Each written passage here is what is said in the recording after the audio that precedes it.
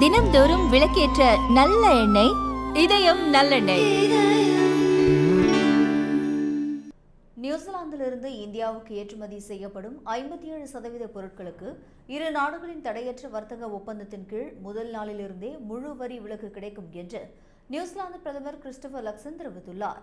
பிரதமர் நரேந்திர மோடியின் நியூசிலாந்து பயணத்திற்கு முன்னதாக இந்த முக்கிய அறிவிப்பு வெளியாகியுள்ளது. இந்திய பிரதமர் நரேந்திர மோடி 2 நாள் அரசுமுறை பயணமாக நாளை நியூசிலாந்து செல்கிறார். கடந்த 40 ஆண்டுகளில் இந்திய பிரதமர் ஒருவர் நியூசிலாந்துக்கு அரசுமுறை பயணம் மேற்கொள்வது இதுவே முதல் முறையாகும். இந்தியாவுடன் மேற்கொள்ளப்பட்டுள்ள இந்த வர்த்தக ஒப்பந்தம் மூலம் நியூசிலாந்தின் வணிகம் மிகப்பெரிய வளர்ச்சியை சந்திக்கப் போகின்றன என பிரதமர் கிறிஸ்டோபர் லக்சன் தனது சமூக ஊடக பக்கத்தில் மகிழ்ச்சி தெரிவித்துள்ளார்.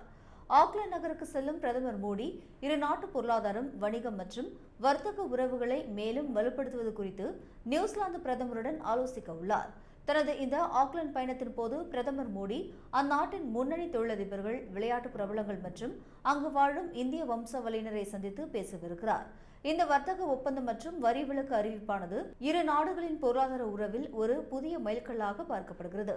பிரதமர் நரேந்திர மோடி தனது இந்தோ பசிபிக் பிராந்திய பயணத்தின் ஒரு பகுதியாக கடந்த ஜூலை 6ஆம் தேதி முதலில் இந்தோனேஷியா சென்றார். அங்கு அதிபர் பிரபோவோ சுபியாந்தோவை சந்தித்த பின் ஜூலை 8 அன்று ஆஸ்திரேலியா சென்று பிரதமர் அல்பனீஸை சந்தித்து பேசினார். அதனைத் தொடர்ந்து தனது இறுதிக்கட்ட பயணமாக நாளை நியூசிலாந்து சென்றடைகிறார்.